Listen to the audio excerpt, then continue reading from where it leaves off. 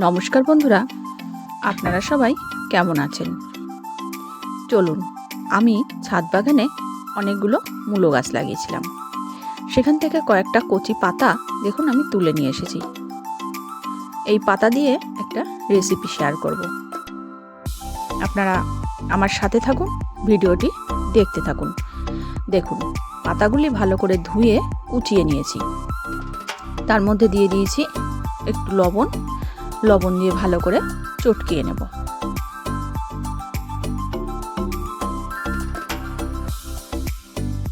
তারপর কড়াইতে আমি একটু কালো জিরে ভেজে নেব, আর ভেজে নেব রসুন। তারপর দেখুন, মূলো শাকটা আমি কড়াইতে দিয়ে দিলাম কালো জিরে আর রসুনের সঙ্গে।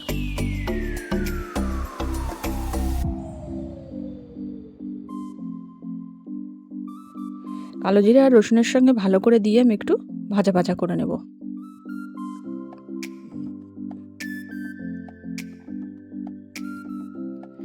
হালকা জলটা টেনে গেলেই আমি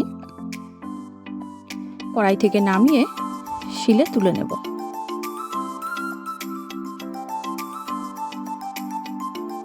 চলুন, এবার আমি শিলে পাতাটা বেটে নেব।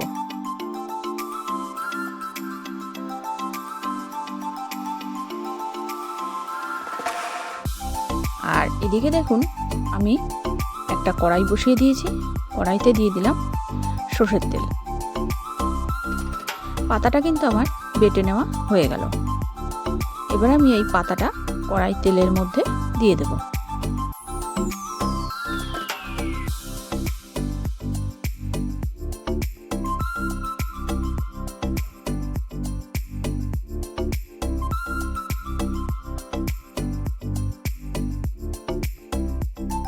দিয়ে দিলাম হলুদ এবং পরিমাণ মতো লবণ। পাতাটা বাটার সময় আমি কিন্তু একটু কাঁচা লঙ্কা দিয়ে বেটেছিলাম।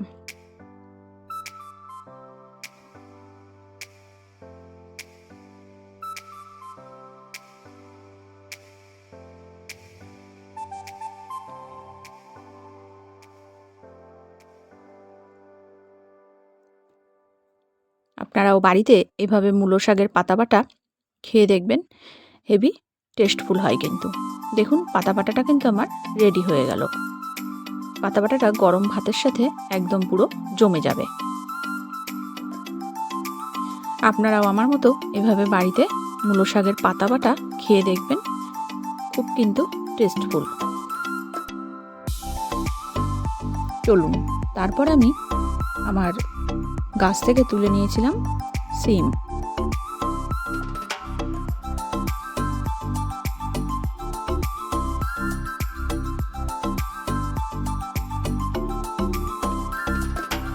আর দেখুন, এদিকে রয়েছে চিংড়ি মাছ। আর নিয়ে নিয়েছি ছোট ছোট টুকরো করে, একটু লম্বা লম্বা করে কেটে নিয়েছি আলু। আর নিয়েছি কিছুটা রসুন আর পেঁয়াজ কুচি। আর নিয়ে নিলাম দুটো টমেটো।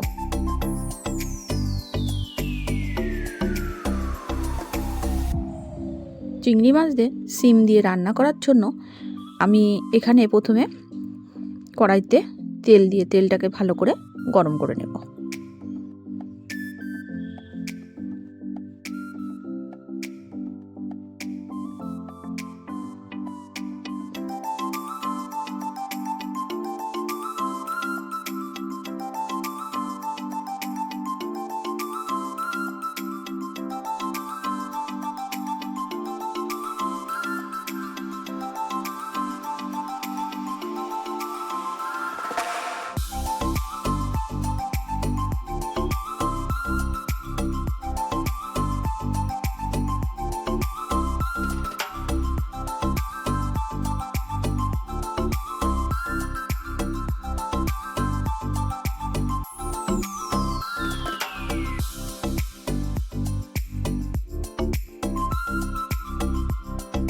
দেখুন, তেলটা কিন্তু আমি ভালো করে গরম করে নিয়েছি।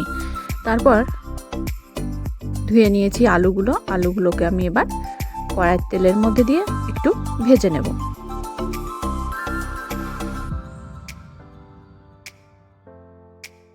আলুগুলো সব দিয়ে দেওয়া হয়ে গেছে। এবার আমি একটু আলুগুলোকে ভেজে নেব।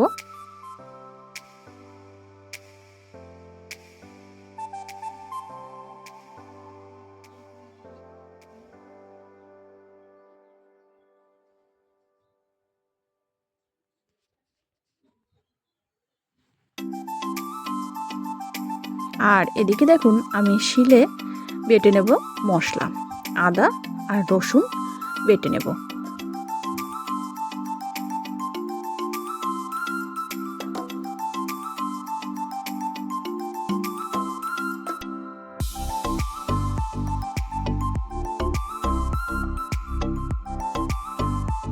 আলুটা হালকা ভাজা হয়ে গেলেই এর মধ্যে দিয়ে দেব কেটে নেওয়া সিমগুলো।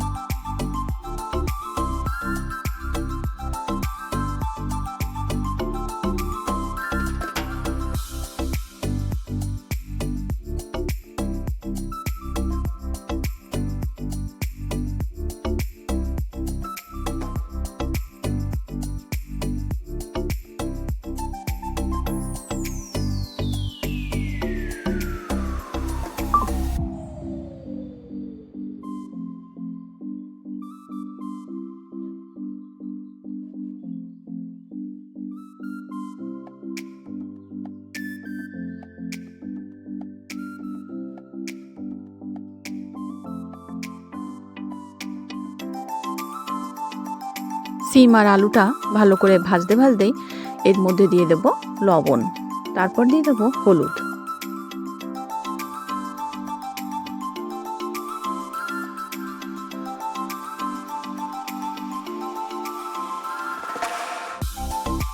সিম আর আলুটা কিন্তু আমার ভেজে নেওয়া হয়ে গেছে। এরপর আমি সিম আলু ভাজাটা তুলে নেব।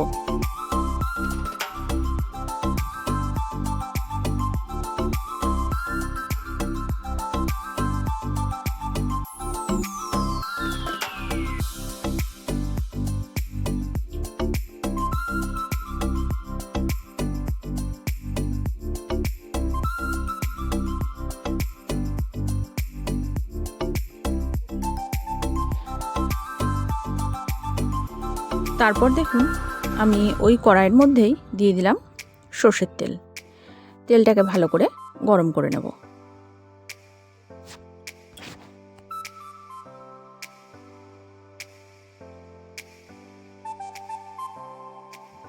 চিংড়ি মাছগুলোকে কিন্তু আমি ভালো করে ভেজে নেব।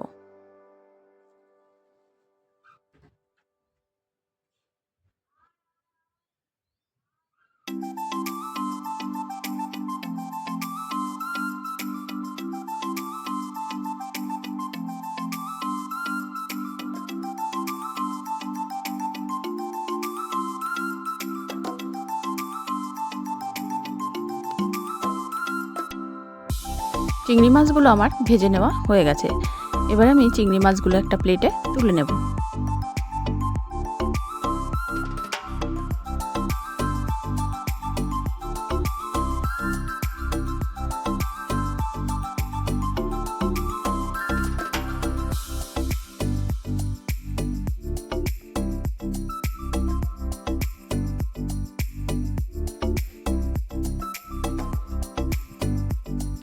মাছগুলো কিন্তু আমার সব তুলে নেওয়া হয়ে গেছে। ওই তেলের মধ্যেই আমি ফোড়নের জন্য দিয়ে দেবো দুটো তেজপাতা আর দিয়ে দিচ্ছি আদা রসুন বাটাটা, আর দিয়ে দিলাম সামান্য পরিমাণে একটু বাটিটা ধুয়ে জল। সমস্ত কিছু দিয়ে আমি মশলাটাকে নেড়ে দেব।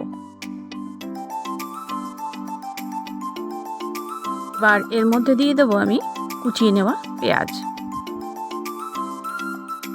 আবারও সমস্ত মশলাগুলোকে একসঙ্গে কষিয়ে নেব।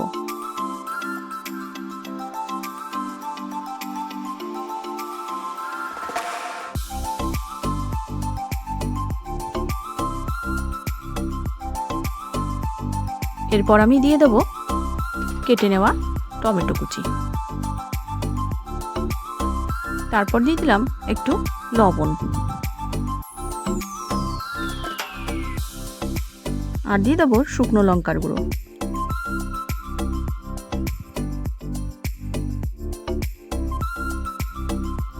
সমস্ত কিছুকে আমি আবারও কষাতে থাকবো।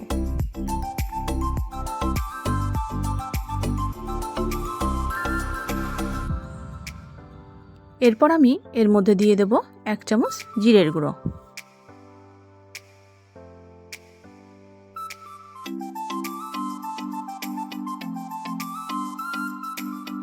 তারপর দিয়ে দিলাম সামান্য পরিমাণে একটু জল। জল দিয়ে মশলাটাকে কিন্তু আবারও ভালো করে কষিয়ে নেব।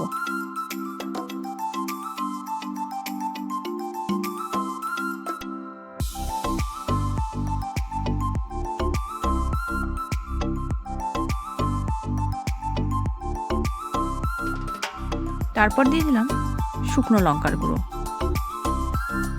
সমস্ত মশলাগুলোকে আমি ভালো করে কষাতে থাকবো। কষাতে কষাতেই এর মধ্যে দিয়ে দেবো ভেজে নেওয়া চিংড়ি মাছগুলো। চিংড়ি মাছের সঙ্গে মশলাটা কিন্তু ভালো করে কষিয়ে নিতে হবে।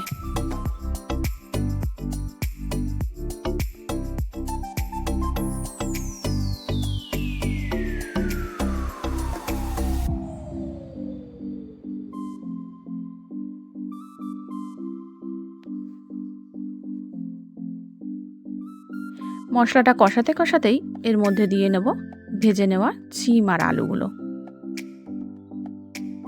শিম আলু দিয়ে ভালো করে মশলার সাথে কষিয়ে নেব।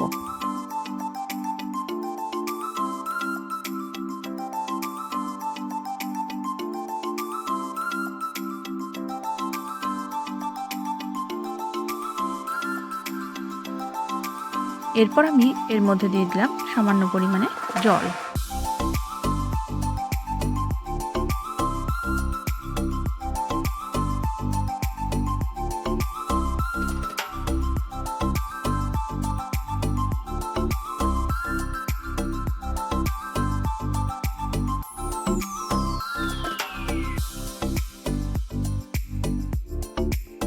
আমি কিন্তু এই রেসিপিটাতে বেশি জল ব্যবহার করব না।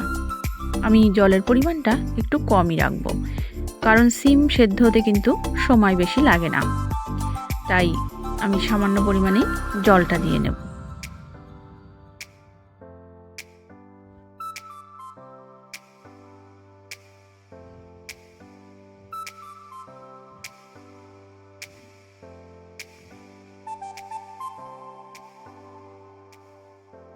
জলটা দিয়ে নেওয়া হয়ে গেছে আমার। আমি কিন্তু আজ দুটো রেসিপি শেয়ার করলাম আপনাদের সাথে। আপনাদের কার কোন রেসিপিটা ভালো লাগলো আমাকে কমেন্টে জানাবেন।